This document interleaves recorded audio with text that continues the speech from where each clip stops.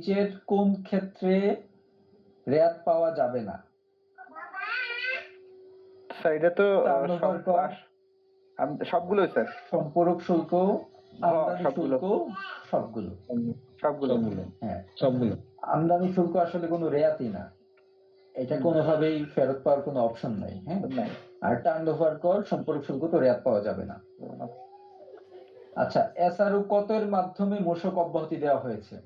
160 এসআরওর মাধ্যমে 160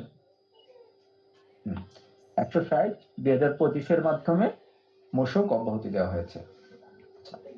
শীতাতপ নিয়ন্ত্রিত নৌযানের ক্ষেত্রে ভ্যাটের হার কত? 15%। 15%? না, জানা নাই আমার। 10%। আমার জানা নাই। শীততাপ নিয়ন্ত্রিত নৌযানের ক্ষেত্রে ভ্যাটের হার হচ্ছে 10%। আপনারা তৃতীয় তফসিলটা একটু পড়তে হবে। আচ্ছা, বিল অফ এন্ট্রি এর বাংলা অনুবাদ কি? পণ্য ঘোষণা। পণ্য ঘোষণা। খ। মূল্য ঘোষণা, পণ্য ঘোষণা, আমদানি ঘোষণা, আমদানি manifest. Bill of entry Bangla অনুবাদ হচ্ছে পণ্য ঘোষণা।